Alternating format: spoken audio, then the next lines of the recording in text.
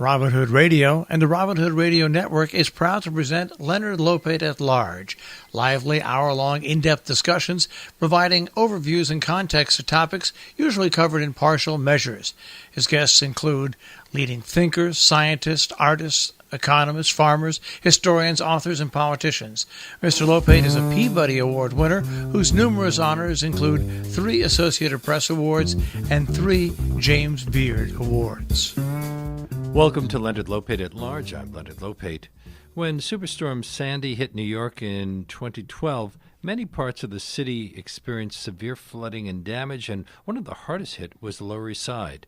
After the storm, a group of neighborhood residents, gardeners, and engineers began meeting to come up with a plan to mitigate the effects of future storms, and the result was Gardens Rising, a community-based environmental project to reduce stormwater flooding on the Lower East Side by building green infrastructures in community gardens.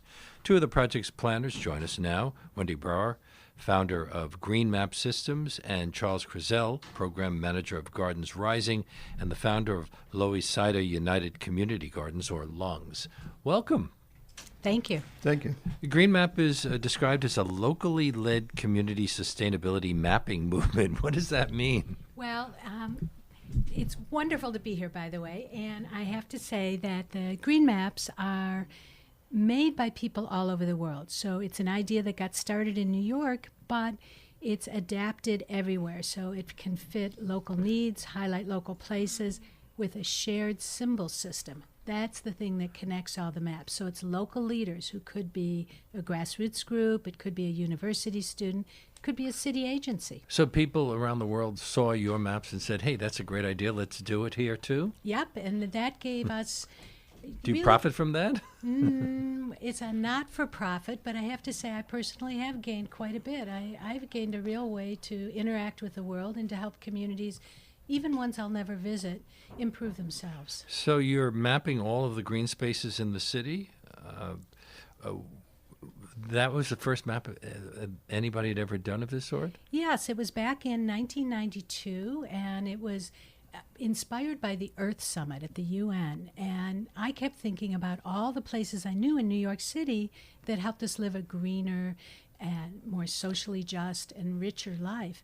And I thought if I put them on a map, it would be easy for people of all backgrounds to find them and start making them parts of their own lives as well. And don't the maps now include more than just green spaces, like bike routes, green markets, environmentally friendly businesses? Sure. We have a lot of economic resources. We also include places like libraries, secondhand stores, places where you can share things, places where you can get in touch with nature are really important on the maps, as is highlighting local culture and heritage.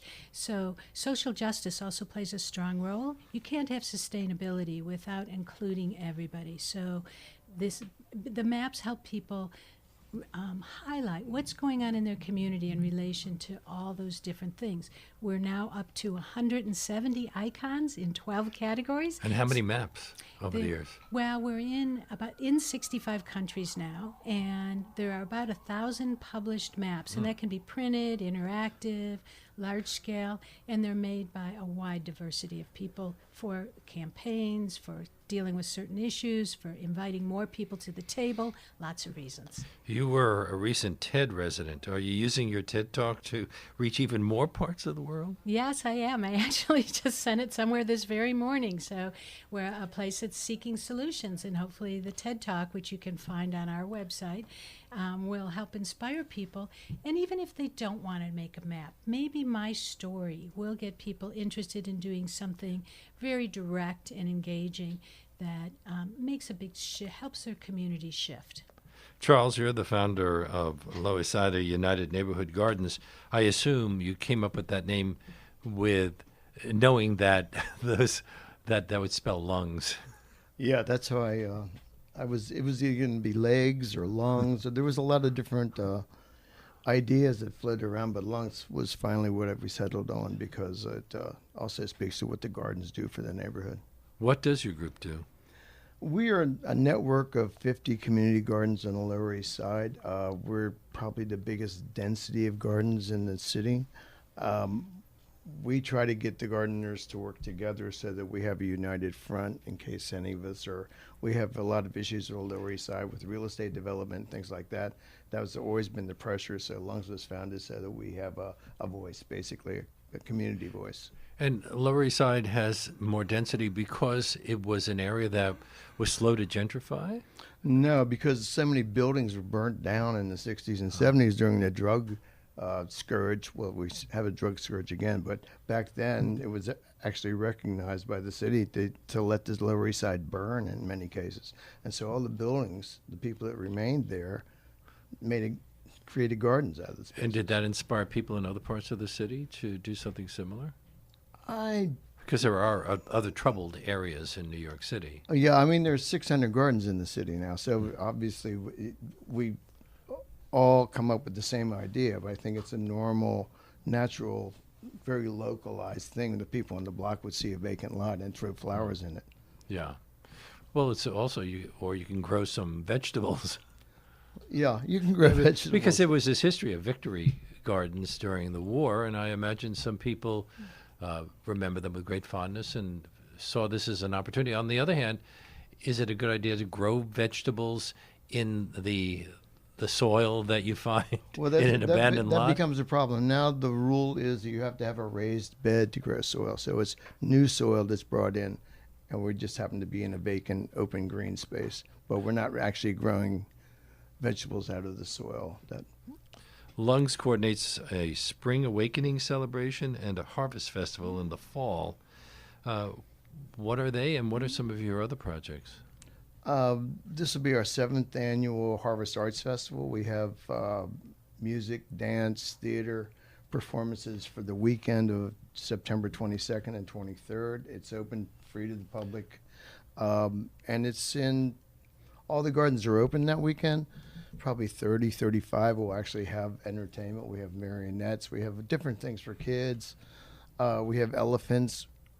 No, we don't have elephants. I forgot. We were supposed to have elephants. The elephants.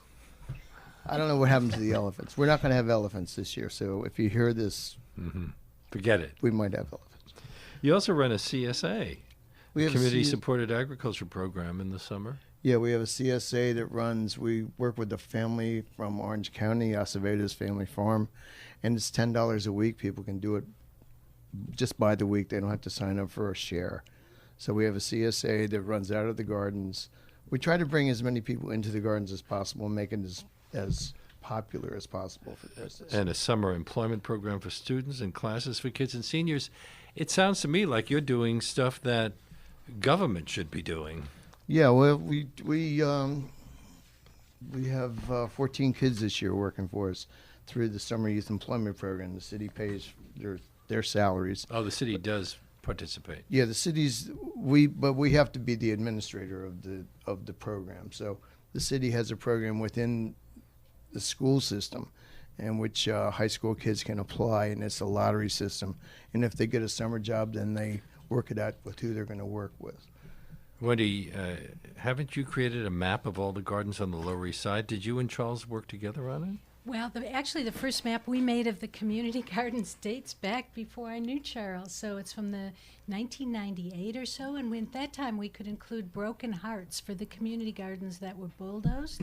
It was recently in a show at Morris, which is the Museum of Reclaimed Urban Spaces on the Lower East Side. And it was amazing to pull that old map out. Later, we created a map with young people called LoMap. And that was the first map that said Garden District for the neighborhood on it, and that included youth perspectives of all kinds throughout the whole of Lower Manhattan. So that was a really important map, especially after 9/11, because people had, especially from far away, had this image that the whole city was a war zone. And this map had a very healing perspective on place, with color-coded neighborhoods, the original shorelines, and hundreds of things that young people thought were important. Haven't the community gardens sometimes faced opposition from City Hall? Does it change with each new administration? Yes, it Yes. changed drastically. I mean, we first got invited. First got involved with a community garden in '96 when Giuliani was trying to sell all the community gardens. At that point, there was a huge hue and cry from gardeners. We first came together, I think. And what was the justification? This was city-owned property? City-owned so property. We should build more buildings? Yes, he wanted to sell everything to developers. That was Giuliani's grand plan, or one of his grand plans. And I think even then the gardeners knew how important the green spaces were to our long-term livability in the city. It's the increasing heat and climate change and other impacts.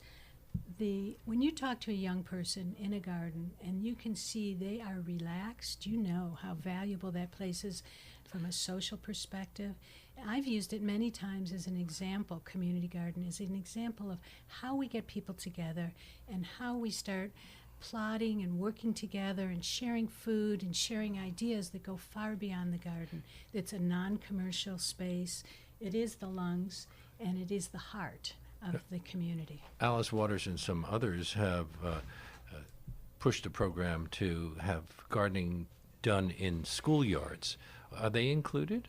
Yes, we have some, and are there school gardens in when you Yeah, say we 50 have on the Lower East A Side? lot in Brooklyn. We have a number of school gardens that aren't Queens. part of Lungs, but are just opened up in the neighborhood. And some of them have the edible schoolyard within the system.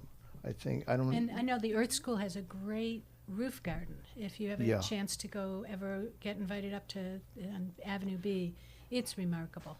Some of the gardens have disappeared over the years, as you said. One of the most famous was Adam Purple's Garden of Eden. Right. We still include Well, it what on was our, the reason for closing it down? we still include that on our past, present, and future tour of the Lower East Side. It was also development. Yeah, it and was that development. There's it- still a little section there between the buildings. Right. In fact, it was the Yeah. residents of the affordable housing that was built there who put it back. So it's, just because a garden's gone for a couple years doesn't mean it's not going to come back later. Do you both live in the East Village or the Lower East Side? Yeah. Mhm. Were you there during Sandy? Oh, yeah. Yeah. Yep. So what were your experiences of that storm? Well, there were 5 gardens that were totally flooded. The water came down from 23rd Street down Avenue C to 5th Street, I believe. There were videos of cars floating down Yeah. Avenue Police C. cars, And then yeah. didn't the power station on 14th Street explode? Yeah.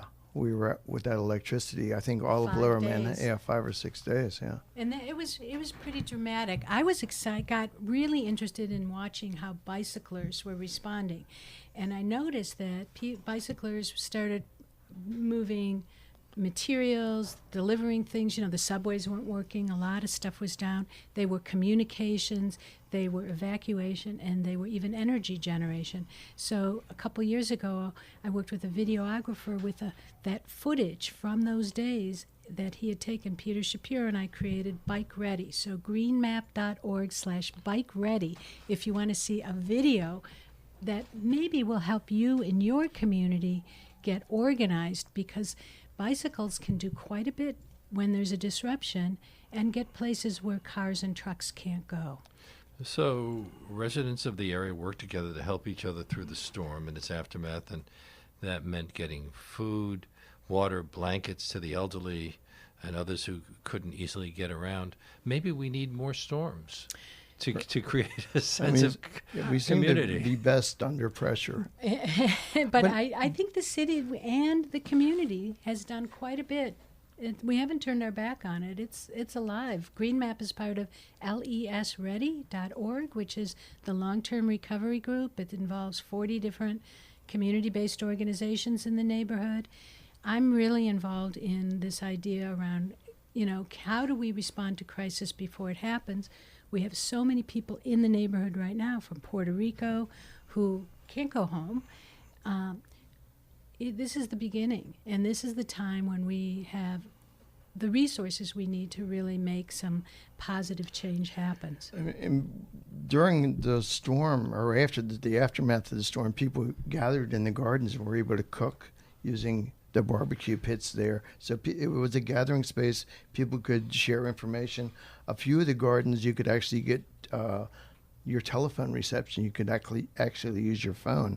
And so people were gathering around talking about the issues. And that was the first time I realized the entire neighborhood understood what climate change was. And the first time we actually were able to talk about it without fighting over it. People were like, yes, this is real now. And I think that also extended to Green Thumb, which is the division of parks that has worked with the community gardens all along.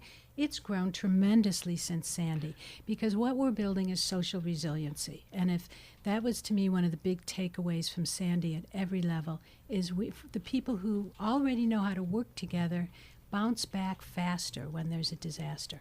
So community gardens are really good about building this network of participation and understanding before there's a real problem. Didn't people use bicycles to charge their phones? They did. And How do you do that? you pedal like mad. If you look at that little video, it's really There's a surprisingly video people different. can see? Yeah, they Because bike ready. we might want to use it at other times, too. That's right. And you might say, okay, if I'm going to watch junk TV, I'm only going to do it with a power that I have created myself. Yeah, we're not limited to disaster relief with a bicycle. They're really a vehicle for social change. So I work quite a bit on, and green maps all over the world support the development of bike lanes and bike infrastructure and bike parties, because we need a lot more, social interaction with our bikes. It's not just about personal recreation. It's about getting around every day and having fun, too. I guarantee there are going to be some people tweeting right now saying, I hate bikes on the street. I'm a driver, and they cut in front of me. But anyway, that's a whole other issue. Yeah, and we're all learning to respect one another. I mean, pedestrians, bicyclers, drivers, there's enough road for all of us. We just have to be aware of each other and be courteous to one another. My guests on Leonard Lopate at Large are Wendy Brawer, founder of Green Map Systems, and Charles Krezell, the program manager of Gardens Rising, founder of the Lower Sida United Community Gardens, or LUNGS. This is WBAI 99.5 FM in New York. You wanted to say something, Charles? I think when they close the L train, there's going to be a huge number of people using bikes just to get across the Williamsburg Bridge, because there's no... That's next April. Yeah. I mean, that's going to be a huge... Right. And they're shutting it down. They just announced yesterday weekends where it's going to be shut down starting, I think it's next week, leading up to the total shutdown. So we're going to get a taste of it in advance. And I've been taking part in some of the transportation alternative rides around it. I live right by the Williamsburg Bridge, which is gaining 70 bus trips an hour, but they're also making it HOV3, so only carpool cars can use that bridge. Very curious to see how that affects mobility in the neighborhood. They're adding electric assist bike share on the bridge, so you'll be able to... I've never ridden an electric bike. Have you? No, I never have. But then they've only added a few electric buses, so there's going to be an awful lot of polluted air in the area for a time. And the reason that they have to do this with the L train is because of Hurricane Sandy. Exactly. Now, what about its impact on the community gardens? Were they flooded, contaminated by petroleum products, sewage, and debris? Yeah, there were 5 of them were definitely flooded, and the soil had to be taken out and replaced. When the Con Ed plant blew, we didn't know what was in the water from the Con Ed plant. There were particles. There were things. I mean, it was pretty nasty water to see, and you just didn't know what it was affecting. You mean the Hudson River? Was it the East River? The East River was polluted? That's a surprise. Well, it only became polluted when it hit the Con Ed plant. I think now it was very clean before that. But all the buildings, all the stores on Avenue C, lost everything they had. All the basements were flooded. People were put out of jobs. Stores were closed that have never reopened again. And what about the soil at the community gardens? Did that have to be replaced? Yeah, we replaced soil in 3 of the gardens. We probably lost a dozen trees over the couple of years, more than a dozen, I would think. And some gardens got got going, like La Plaza Cultural, already started working on all kinds of rainwater catchment, and many gardens now have small solar and other things that make them more resilient to disruption. How long after Sandy did the Gardens Rising project get started? We were approached by the New York Rising people, the Governor's Office of Storm Recovery, in 2015. Right, early in the year. Yeah, I think it was a February. Concerned that March. we might have another storm of that sort?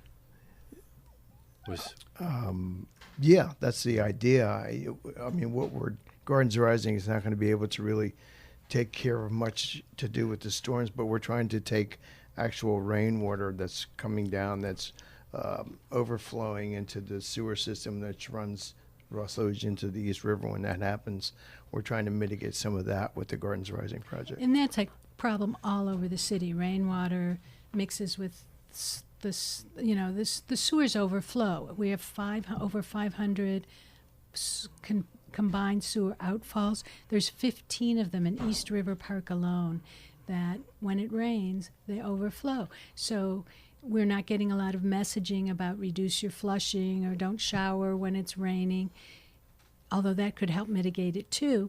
Maybe we soon will. But this is a really important step in the right direction, even if it doesn't deal with the surge that might come. The rain, the snow is coming. Well, most of the city is covered with concrete and asphalt, and so the community gardens are the only places where anything is going to absorb water.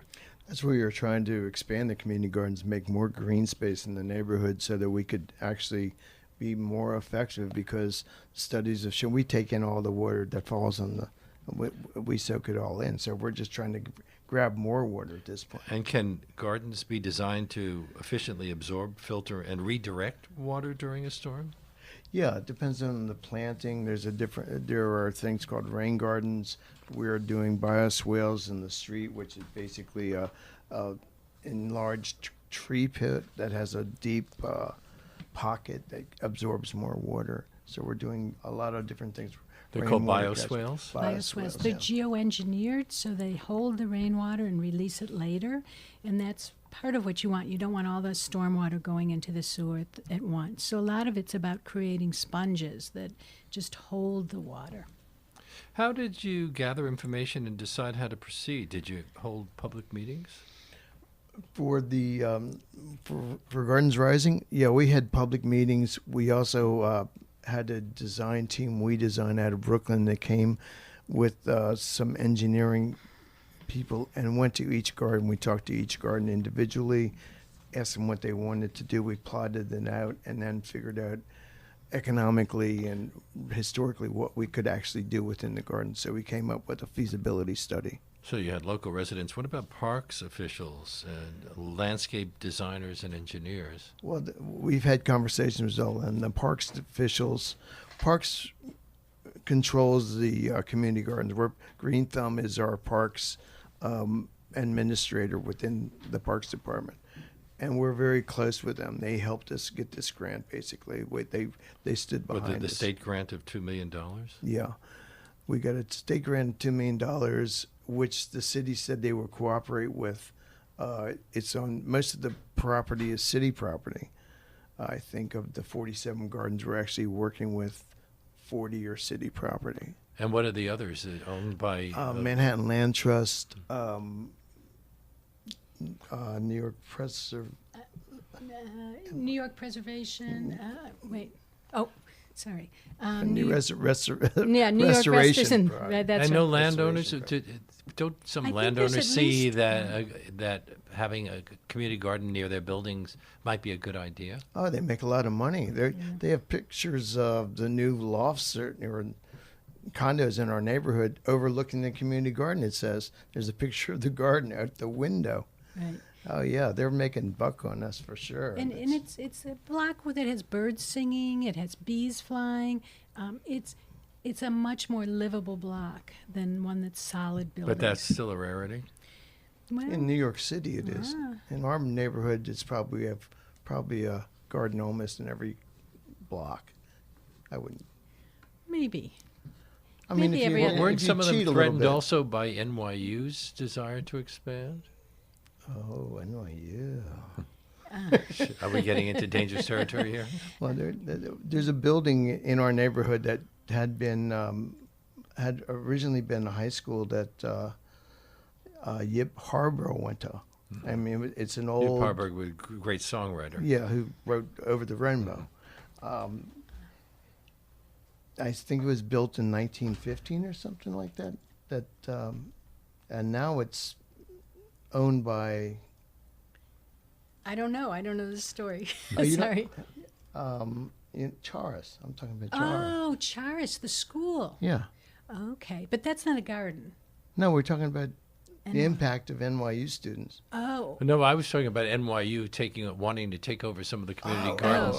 That There's- was oh. Because NYU. they want that to NYU. expand. I was okay. there's an absolutely beautiful garden called LaGuardia Corner Garden that is at the. It's right adjacent to NYU, and it is a spectacular garden.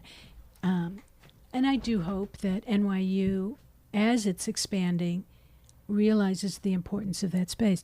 I can't tell you how many times I've met with NYU students doing their thesis or doing research on the impacts of the garden, and yet the school doesn't notice. They have one of the most spectacular ones right on their own corner and doesn't embrace it. Not yet. They also have a historic forest there. So these are things that are very... A forest in the middle of the city. Yes, there's a little piece of what was growing before we settlers all came. So if you think back to what was the city like in 1609, there's a place to experience it. And then the garden is right next door, and it's got amazing diversity and real... It's like a trip abroad. You to would go think walk that in the scientists garden. would be fighting to keep that forest going. Yes. But it's in constant danger? I don't know the status of that forest piece exactly, but I know the garden is threatened. And if anything, the city right now should be doing all they can to thank the gardeners, not make them worry and have stress about, will this garden be here in a few years? Charles, when you got that $2 million, what kinds of preliminary studies did you do? We did a feasibility study with We Design, a design team out of Brooklyn. They walked around and talked to every garden. I think every garden they could get into when they went there, and came up with plans that we developed neighborhood-wise. So we had a pot of money. We had to figure out how to spend it all. And $2 million, I could probably find ways. Well, yeah.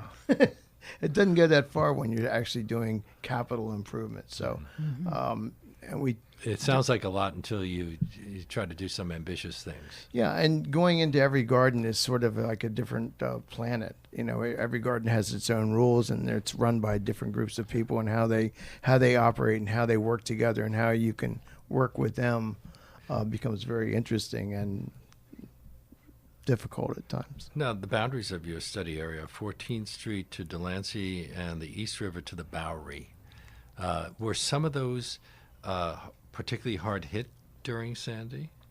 Yeah, there were 5 of them that were down Avenue C on 12th Street, 11th Street, 9th Street, and 7th Street. Those five gardens were actually hit. Well, for a long time, Avenue C was pretty desolate area, but it has become a popular place. Yeah, it's very Restaurants trendy. started opening up there, and now a lot of people are living there. They added a bike lane. Ah, My garden was started in 2012, so we were really fortunate that we already had the first shovel in the ground before Sandy happened. Lungs and a lot of other groups stood behind us when we went to the community board, and it was right after Sandy that it got its first temporary license. Now it's permanent. And we're around the block from Essex Crossing, which is getting 1,000 new apartments. So that little garden that we have is going to be really precious. It's a jewel. I'm talking with Wendy Brawer and Charles Krezell on Leonard Lopate at Large. Is the Lower East Side a flood zone, or are there other flood zones in the area? The Lower East Side, the flood zone map that I've looked at, there are five different. There's six. I'm sorry. There's 6 different types of flood zones. The worst part, the 6, 5, and 4 are our entire neighborhood, Right. and there's a There's a Dumbo is another area I think that was affected. Yeah. Probably There- a few others. There's Yeah. actually a Queens. new map of rising seas where you can see where we are now, where we'll be in a few feet, and it's a little scary to look at that map, and that's where green infrastructure and projects we do right now to strengthen the social resiliency are so important. All of Lower Manhattan is in a flood zone except for a tiny little piece down the middle. Right in the middle of that is Sarah D. Roosevelt Park, which is just below 2nd Avenue at Houston. It goes all the way down to the Manhattan Bridge. And there's a group of us in the community who work in that park, who are trying to get the city to reopen a former rec building as a community space, in part to have a place where community can gather in times of disruption, because it's the high and dry spot outside the zone. It's not an evacuation center, but it would sure be nice if we had a space where people could build skills and start getting to know one another and know more about what they can do every day to reduce climate impacts, as well as have a place where they could come, and maybe it would be a communication hub right in the middle of the dry spot in the neighborhood. But it takes a long time for things like this to change in the city. When you were doing your studies, did you also need to look at what had happened in other storms like Hurricane Irene, how weather patterns are actually changing? I know there are people in Congress who say that there is no global warming, but do you think that there is? I mean, I think everyone in New York City after Sandy recognizes global warming. I mean, from the people in Staten Island to the Queens to the Rockaways, we all got flooded, and it wasn't a joke, and it wasn't something that. And now it becomes more and more predictable. Look at the weather today. This is our summer has been very, very strange. We have our weather patterns have totally changed. World weather patterns have changed. There's no denying that, unless you're saying the sky is now green or something. What? Aaron Neville was on the show last month, and he talked about how in New Orleans they called September hurricane season. He said now we're getting hurricanes in June. Right. Yeah, it seems like the patterns have moved up like 2 months. August is now September. I don't, it just seems odd to me. The whole. Well, it's the hottest September I can remember. And you know what? It's also they really should have called it climate chaos, because that's the real reality of what's going on. We live in the era of uncertainty, and it's very hard for people to make plans about the long-term future right now. And so addressing it is critical. Today in the news, they actually said we've reached this tipping point where they talk about this 4-degree change in our temperature. Today they said we're at the tipping point. So how are we going to address that? What changes are we as individuals, as business people, as educators, as government officials? The red light is blinking. Although critics will say we always had heat waves in the city, we've always had hurricanes, we've always had temperature extremes, but the suggestion is we're just seeing more of it now? Yeah, we're seeing more of it.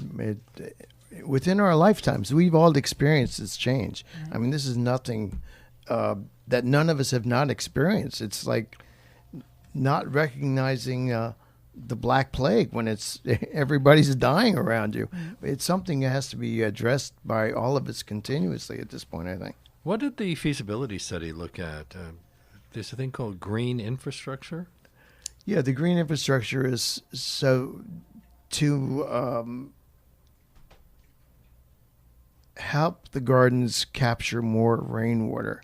so that it doesn't run into the combined sewer. So there are certain outlets. things that you can plant that are better than others for that? Yeah, there are grasses that hold more water. There are ways of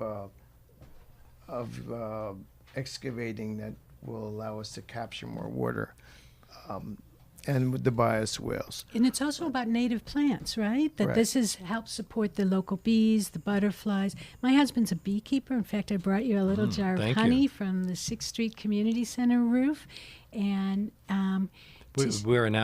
We now can keep bees in the city. That's was a change in city policy only a few years back. right, and when there's a class related to how do you do this, it's full. People are really excited about it. I think the number was 3 million bees were brought into the city in the spring this year. There are that many people who have hives that this is one of the other problems. The bees aren't making it through winter, and when they are eating they're for eons have eaten plants in a certain order, and they're now they've off cross-pollinated. schedule. They've pollinated plants as well. Sure, we would have a tiny little supermarket if it weren't for the work But we're that the killing off bees the do bees. for us. Well, this is another important thing about the gardens, is they're helping the bees. And not just the bees, but all the pollinators, even the ones that you don't think are so friendly. We need all of them. So it's not just humans who benefit from the community gardens at all. So this No, is, not at all. and part of the things that makes you value life in the city, I know every movie has a siren in the background of it if it's a scene set in New York. But what if every movie set in New York was noticeable by the birds singing? Wouldn't that be a nicer city? You mentioned bioswales. Can they be built into sidewalks or tree wells, or even the streets and the gutters to absorb water? They're built into the sidewalks, and there's a curb cut so that the water that runs down the street, instead of running into the sewer, would actually run into the bioswale, which would trap the water and hold it and let it slowly come out rather than have it overflow into the sewers. New York City has actually already built about 2,000 of them, mostly in the Bronx and Queens. But you can see them, I think, in every borough now. You can spot bioswales because they do a good job. The only one I'm aware of in Manhattan is at Astor Place, at the subway there. Yeah, there's many. There's this whole group of them there, right? Yeah. What's there's a constricted wetland. That's another alternative. What's that? That's certain ways of planting, and How do they differ from rain gardens? They're bigger, I would say. There's one Yeah. proposed, actually, and somewhere in the pipeline that Lower East Side Ecology Center developed right on the East River. They collect the compost, or the food scraps, I should say, at the farmers markets and commuter compost. We have such good options. If you live in a neighborhood like I do, where we don't have compost pickup, commuter compost is awesome. Anyways, they bring it to the park, and they have this in-vessel system for turning those food scraps into rich new soil, but there's leachate, so there's stuff coming out. So they have designed and constructed wetlands for that, stuff that's dripping out, so it doesn't become another CSO, another kind of pollutant into the But river. are we talking about creating swamps in the middle of the city? No. no. Well, wouldn't all of that water attract mosquitoes and other insects? Well, it's underground. It's not collecting into puddles. The idea is it just creates more of a spongy surface underneath the ground. It's not going to be a swamp. No. And then there's something called permeable paving. Yeah. Permeable paving, and instead of having a sidewalk in which the water runs off it into the gutter, the water would actually soak through the concrete or the paver and go into the soil below it. Concrete that has a sponge-like quality? Yeah, it just can't has, imagine. it basically has holes in it. Very Yeah. porous. They're doing some of this on Broome Street right now, a block below Delancey, as part of Essex Crossing's new. They're including a small community garden in the midst of these 1,000 new apartments, and there's going to be permeable pavement there. You see it in other places. It needs a little maintenance. You see it a lot on college campuses, I'd say, is a good place And to then what see happens it. to the water after It goes can in go there? back more slowly. It can seep back down into the groundwater, or go more slowly into the sewage system. So some of it is saved in tanks. I actually went on a campus tour of 4 campuses doing a lot with green infrastructure, and some of them save that water in tanks, and it's used again on the lawns and when it's dry. So rainwater collection, that's another big part of what Gardens Rising is doing, right? Water barrels? Yeah, we have a lot. We're capturing water barrels off the roofs and holding it that way and using it in the gardens. Most of the gardens do not have water themselves, so you have to go to the fire hydrant and bring the water into the garden. So it's always an issue with gardens. I think out of the 50 gardens we have, maybe 10, 12 have water in them themselves that are piped in by the city. The other ones we will have to get hydrants set up, and it's a lot of work. And so rain barrels will help us retain the water. And it's free. Fill it up. It's free, yeah. And it's Yeah. fun. It's especially fun for visitors to the garden to be able to fill up a little a watering can. You see little kids doing it. You see tourists doing it. Everybody likes to give the plants a drink. Wouldn't one of the simplest solutions be to just plant more trees? Because trees absorb more water than smaller plants, don't they? Well, the city can only support a certain amount of trees, and the trees themselves tend to take over our garden. And once the trees are planted right now, the city, no one can cut them down except the Parks Department. So, But they create a windbreak. Well, there's no wind today. that was actually one of my suggestions related to the L train, is make sure every tree pit anywhere in the area has a tree growing in it.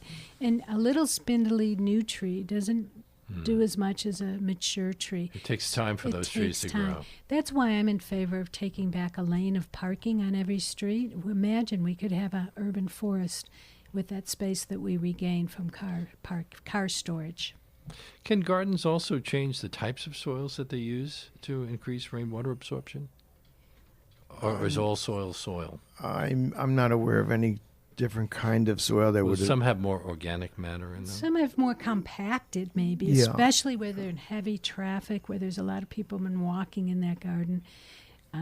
There's the wood chips that we get from the city, the mulch, holds the rainwater, and that's actually another good thing, too, for the, the garden's not muddy, the rain is, it's a good absorbed, yeah, and it's also holds back the weeds, which is, they're really just spontaneous urban plants. Weeds are just plants you don't want where they are. But Well, there are two kinds of weeds. There are weeds that Europeans came and thought the indigenous plants weren't what they wanted, and so they called them weeds. And we have milkweed, which butterflies sure like, but it's still a weed to some people. On the other hand, there are plants that we have brought in from other parts of the world that kind of take over and kill off all of the local plants, and that's a big problem. So is there encouragement in the community gardens to grow local plants? There's a lot of people that are doing that, within the community gardens. Each garden runs themselves, as I said, and so you have a lot of back and forth with people, but there are people who are definitely into native plants. And part of what we're doing with the Gardens Rising is some of the planting is going to be native plantings. It's in the bioswales to be native plantings. As much as we can, we're going to try to maintain the native planting. One of the shows I've done in the series was with Douglas Talamy, who is a professor at the University of Delaware who studied this, and he really encourages only native plantings because the local ecologies have developed over the years, have evolved over the years depending on that. And when we bring in new invasive species, we kill off the local insects. That means the birds don't have any food, and on and on and on. Yeah, you're entering into an ecosystem. I think it was the Green Map of Singapore was the first one that really explained what did on their map, and for people, encouraging people in their own backyards or their little terrace pot plantings to plant natives. And they showed right on that map, here are the flowers, and here are the plants and the butterflies and the birds that you're going to be seeing. So it was very well done. And what's native to Singapore isn't native to Poughkeepsie, New York, and so that's where the problems arise. Right. And also, one of the thing in our garden that people love is the perennial plants that come back every year on their own. And there's a lot of people prefer to plant those. Through Grow NYC, we can all order plants. We're really lucky in New York. There's so many great opportunities for us to add color and value to, even for the passersby. And sometimes that means non-native plants, but usually there's a balance in a community garden. We get a lot of resources thrown at us as gardeners. The only thing we don't have is more land, which is actually what we need is more green space. I mean, we're limited to what we're doing. That's where composting is so important. It's totally important. It's just we need the space itself. New York is all about real estate, so that's the issue. My guests are Charles Krezell and Wendy Brawer. This is WBAI 99.5 FM in New York. I'm Leonard Lopate. The show is Leonard Lopate at Large. This isn't the only plan that's been proposed. The U.S. Army Corps of Engineers is considering massive in-water barriers, flood walls, dunes, levees to protect the city. Is your plan an adjunct to that kind of major construction project? No, the do big you work U in cooperation is, with them? No, we don't talk to them very often. That's a different, storm surge is different from what we're talking about. Yeah. Ours is the water that comes down. That's the water that comes in. So. Well, Riverkeepers come out against their plan, which includes a huge steel and concrete barrier that would stretch more than 2,150 square miles along New York Harbor and section off the harbor from the Atlantic Ocean. Is the Gardens Rising plan a more environmentally friendly way to go? Of course, ours is much more superior than that $4 billion study that they did. We're a community-based organization where everything we're doing is trying to help the community, and so anything we can do to further the community, we're going to do. Theirs is a huge master plan, the Big U or whatever they're calling it now, and it's that's not the beyond Big U. That's separate. Is that separate? There is out in the harbor. The Big U is really wrapping around Manhattan. So. I thought, well. Be that as it may, there's people in Staten Island might be concerned as well, because Staten Island was really hit hard by Sandy. Yeah, really. And certain parts of the waterfront in Brooklyn. And Queens as well? Rockaways. Right, especially. Yeah. Is the Gardens Rising feasibility study now complete? Yeah, it was finished a year and a half ago, actually. Yeah, and it's on the gardensrising.org. It's on the website, yes. So when will the construction phase begin? That's a great question. Uh-oh. Did I open up a can of worms there? More than worms. We're just in the middle of trying to let our first contract to do borings for the bioswales we hope to build. We're still in the process of having those approved by the city and the state. So we're kind of caught between a lot of happy people. Politics always comes into these things. Politics and bureaucracy. Do you have the support of the local representatives? We do. We've had the support of our local representatives all along. They've been very, very supportive of the gardens. It just, when you get into the city and all of a sudden everybody else is a lawyer, they want to argue about everything we're doing, and it becomes very onerous for us as volunteers to work through this. I mean, it's you must have a couple of lawyers working with you. I know a guy across the way. If there's a lawyer listening who wants to get involved, how do they get in touch with you? They can go to lungsnyc.org and send an email. The New York Times Magazine just devoted an entire issue to why we haven't done more to stop climate change. They blame human nature. Do you think projects like this are a way for people to make a difference, even if elected officials refuse to take action? I think human nature is always going to be with us. I think we deal with human nature continuously as a community organization. That's what the work is, and we always have to overcome ourselves and overcome our own inconveniences in life and what needs to be done. Sometimes we don't want to do it. I think it's a problem that we all have to address. It's not something that we can, there's no easy answer to any of this, but it's a continuous process in which we have to sort of make ourselves grow into recognizing we're not doing enough. Sometimes I wonder whether some of the decision makers have grandchildren and whether what they imagine the world will be like for those people when they grow up.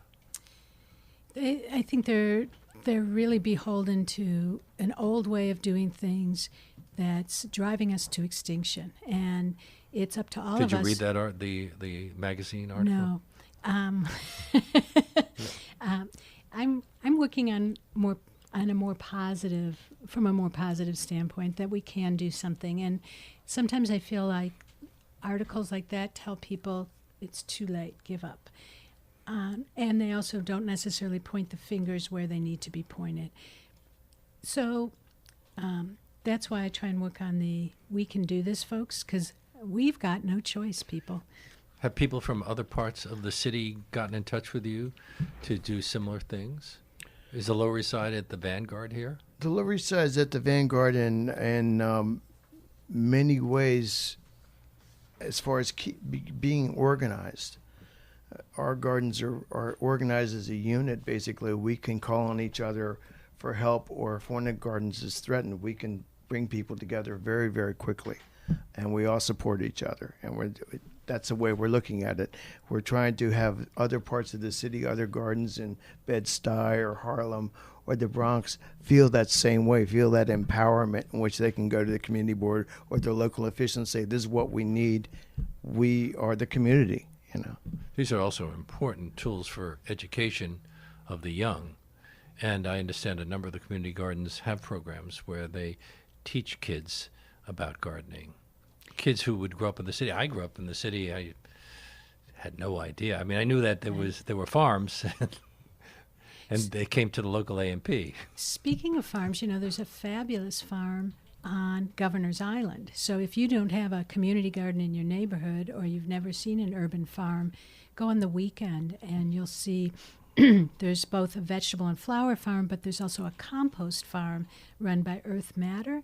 We're going to be Green Map is partnering with a Climate Reality crew on September 29th. There's a new element of this urban farm debuting that weekend. So come and join us on the 29th. It's part of Climate Week New York. And how do people very family register? Friendly. Do they have to register? I don't think they have to register. Governor's Island, September 29th. There'll be some promotion about it shortly. There are ferries that can take you to Governor's Island. Yes, and if you have your NYC ID, the ferry is free. So that's I'm a big fan of Governor's Island. I don't know if you've been wondering where can I go on a staycation in the city that's really peaceful. That's one amazing spot, to be out in the harbor, to be up with a view of the Statue of Liberty that doesn't exist anywhere else, and that you have this amazing farm, and there's actually quite a few regenerative and restorative activities going on there. It's definitely worth a trip over. There's a merry-go-round, isn't there? There might be a merry-go-round out there. Governor's Island? I know there's a zip line, but merry-go-round. Well, maybe. In any case, there's City Bike out there too. So if you have a bike share pass, I bring my own bike, and it's just lovely. It's open late every Friday and Saturday too.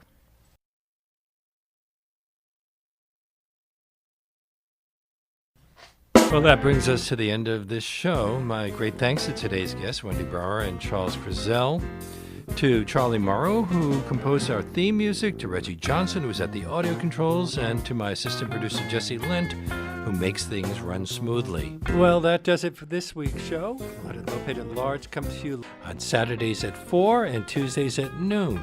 You can subscribe to Leonard Lopate at Large podcast on iTunes and by clicking on Robin Hood Radio's archive program site. which is robinhoodradio.com. You can also check out Leonard Lopate at Large Facebook page. We hope to see you next week.